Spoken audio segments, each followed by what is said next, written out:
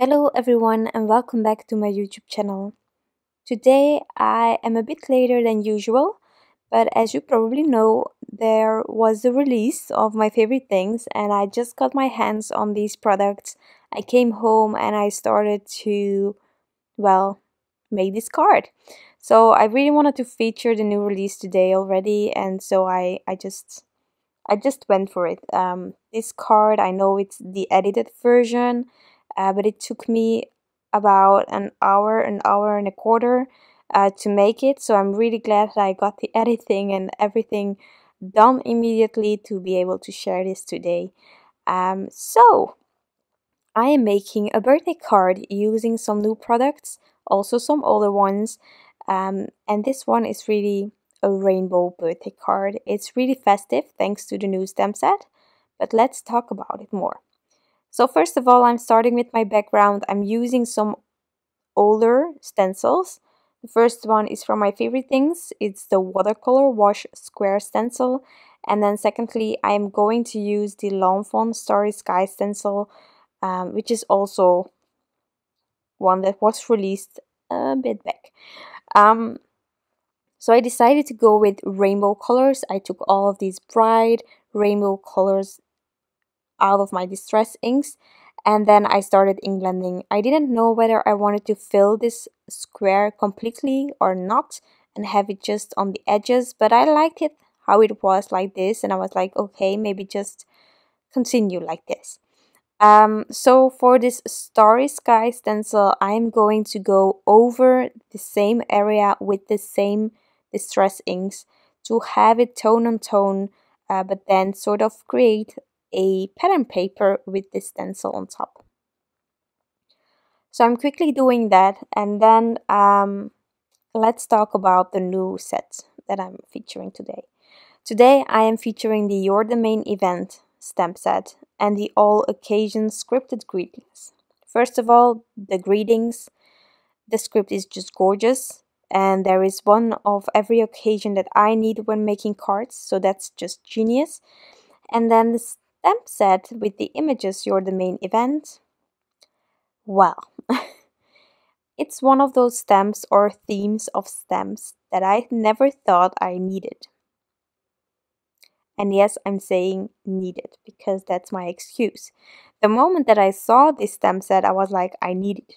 I need it. I need a circus kind of vibe stamp set. No, it's just so adorable. The bears are so cute. Each and every image is just the best. And while I was creating this card, so many ideas popped in my head. So I just hope to find somewhere the time to create all of the ideas that I have currently with this stamp set. But it's so adorable. It's so much fun. And I'm sure that everyone that is going to receive a card with this stamp set made will just love it and will have the most joyful day ever. So for the coloring, I decided to keep it really simple. My background is simple, bright colors. So I also wanted to do that for my image. This image is stamped out using dark chocolate, Gina Designs Amalgam ink, to keep it really soft and fresh as the background. And then for the colors of the clothing, I went really bright as well. I decided to give this bear some sort of a t-shirt. You don't need to, you can also just keep it like he's wearing pants and a hat. That's really cute as well because I saw the design team doing that, and I think for the next cards I will definitely take that as an option. But I decided here that I wanted to integrate green as well, so I went for it, you know. And then for the wheel and the pants, I kept it really simple with some grays, just giving it a bit of shadow but not much. Really, really simple. And then as soon as I was happy with the coloring, I took the matching dies and cut it out. Now the wheel is covered in this die, so if you're not sure about how to align the die, you can always cut it out of some really thin paper and use that as a guide on how to place your die. Now personally, I found with the head and then the ears that there was an option to place it without creating a guide, but definitely do so if you're not sure about it. That way you're sure that your image will not be ruined. Now, as you probably saw in the beginning, I am making a movable card, or a card that is moving, or an image on my card that is moving. Well, as soon as I saw the wheel, I thought, well, it could go from left to right. And so I took my straight sliders from my elephant, the bars that will cut out the part where the bear can slide over back and forth. I have a slider element for my favorite things. If you don't have these things, there are other ways to create a slider. You don't need a die, you can do it with your craft knife. I'm just not that handy, and I like the finishing of a die. So that's why I have this die set, but I only have this one. You have also some sliders with like waves and stuff, really cool. I don't have that. Keeping it simple, a straight slider. And then the slider element that I have from my favorite things, you can replace it if you don't have that by just doubling up some foam tape if you want to. That's definitely an option as well. Now, while I was arranging my card, as you saw, an action wobbler would be a lovely way as well to give this card something without a slider. But I think I might use that in the future with another image because it's a lot of fun as well with these cuties. Now, to make sure that my slider cannot get out of my panel, I needed something to go behind the slider, and so I searched for a circle die, not too big, and I found one in the hot cocoa cups. So I cut it out 3 times out of acetate. I'm only using 2 of them, but well, I just wanted to be sure. And I did that out of acetate. You don't need to do that out of acetate, but you will see why I do that afterwards.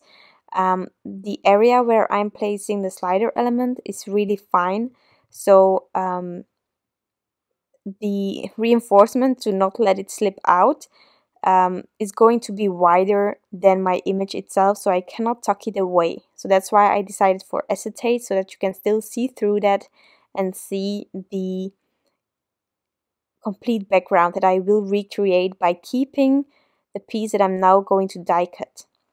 So you can throw it away if you want to, but if you want that your background continues on your card, also where the slider is going to be, then definitely keep that element.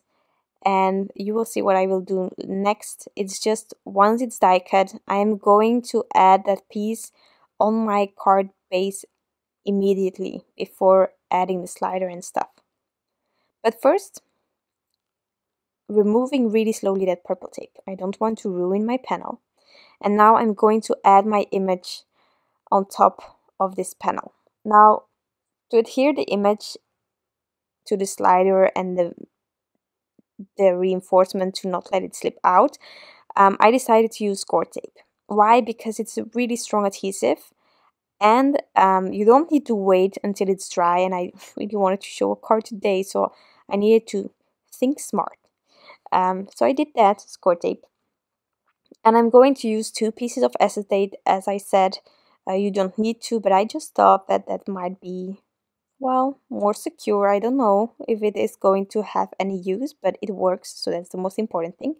I had a battle with the backings, but I won in the end. It was a really long, exhausting battle. So I just made sure that my slider was going to work. And now, as you can see here, and as I said previously, I'm going to inlay that element. Just make sure that you have it aligned correctly with the correct colors on each side. And then I can remove the panel. I'm going to add my slider to my panel with the image. And then I will back my panel completely with foam tape to make sure that there is room for the slider to move back and forth.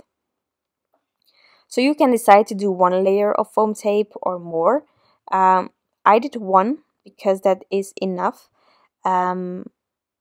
Just make sure that there is enough space around the slider piece so that it can move and that it won't be stuck to your foam tape.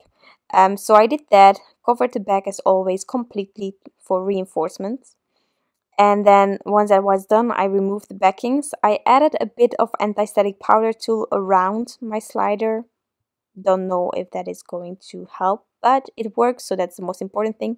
I aligned the panel as straight as possible.